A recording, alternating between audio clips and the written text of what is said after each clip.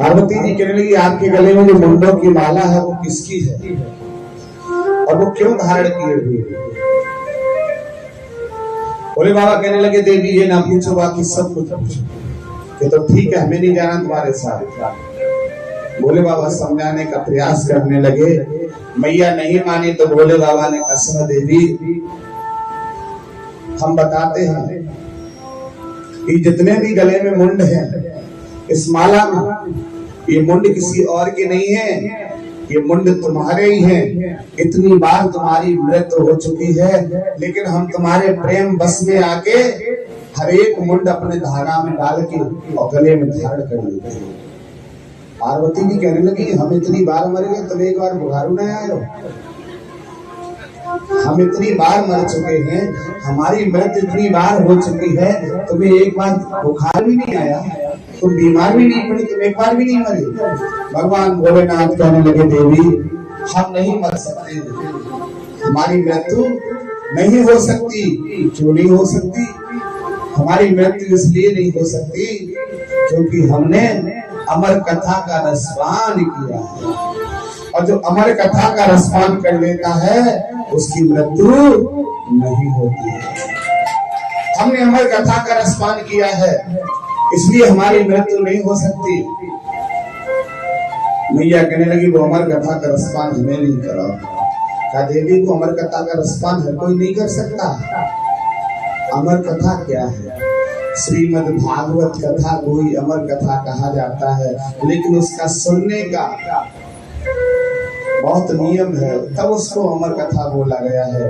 का अमर कथा का रसपान वो ही कर सकता है जो एकांत स्थान होना चाहिए, कोई शोर शराबा नहीं होना चाहिए, कोई सुख सुविधा नहीं होनी चाहिए, किसी तरह से कोई आवाज नहीं आनी चाहिए, और एकाग्र होकर वहाँ जो कथा श्रवण करता है उसी को अमर कथा का रसपान कहा जाता है। भैया कहते कुछ भी करो कैसे भी करो हमें सुनाओ। भोले बाबा ने तुरंत ही अपनी योग शक्ति को इशारा दिया और कहा एक सुंदर सी जगह ऐसी तैयार करो जहां पर कोई एक पक्षी भी ना आता। तो कैलाश पर्वत से जब नीचे की तरफ बद्रीनाथ की तरफ जाते हैं तो उसी जगह पर एक सुंदर सी जगह तैयार किया, और जब सुंदर सी जगह बनाई तो भोले बाबा पार्वती को लेके अमर कथा का रसपान कराने के लिए चल देते हैं। भोले बाबा ने पार्वती से कहा कि सुनो देवी जब हम कथा सुनाते हैं तो हम लीन हो जाते हैं, हम नेत्र बंद भी कर लेते हैं, हम हाथ भी उठा लेते हैं, हम ताली भी बजाते हैं, हम लीन हो जाते हैं। लेकिन कथा में निद्रा अगर आ गई तो कथा वही छूट जाएगी, तो दोबारा सुननी पड़ेगी। इसलिए तुम्हें एक काम करना होगा कि बीच बीच में हुंकारा भरना होगा। जैसे पहले हमारे नाना कहानी सुनाया करते थे तो नाना कहते थे कि हुंकारा दोगे तो कहानी सुनाएंगे, नहीं तो वहां पर एक अंडा आके गिरा, वो अंडा फूट गया, उस अंडे में से पक्षी प्रकट हुआ, और वो पक्षी कौन सा था? जो गांव में बोलते हैं सुआ। भोले बाबा लीन होके कथा सुना रहे थे और वो अमर कथा का रहे कथा में प्रवेश कराया है। चौथे दिन की आदि कथा सुनवाई भोले बाबा ने 7 दिन की कथा संपूर्ण सुनाई है और जयकारा लगाया है, बोलिए नारायण भगवान की। हमने तो केवल 4 ही दिन की कथा, ये हुंकारा कौन भर रहा था? ये बीच बीच में कौन बोल रहा? की तरफ छुपके सुख नाम का पक्षी, सुख नाम का पक्षी कथा श्रवण कर रहा था। भोले बाबा को क्रोध आ गया, सुनी कथा कभी चोरी से नहीं सुननी चाहिए। भोले बाबा ने कहा तूने कथा जो सुनी है वो चोरी से सुनी है, हम तुझे मृत्यु दंड देंगे। आज भोले बाबा ने त्रिशूल को खाड़ के सुख नाम के पक्षी को मारने की दौड़ दिए हैं।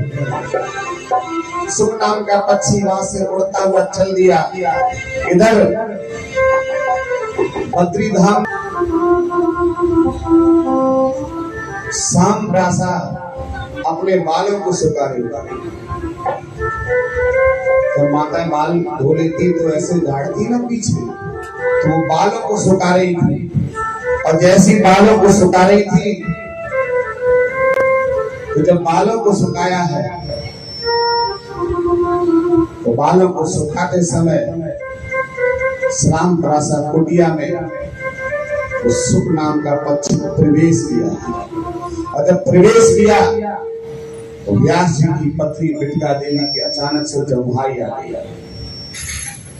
श्राम प्रासाद जो कुटिया थी बद्री धाम में, उसमें प्रवेश कर दिया उसने। भोले बाबा पीछे भागते हुए आ रहे हैं, अचानक से बिटिका देवी को जमुहाई आई है।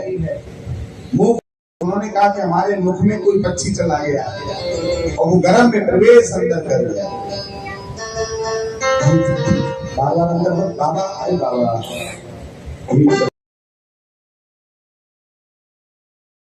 मानेंगे नहीं।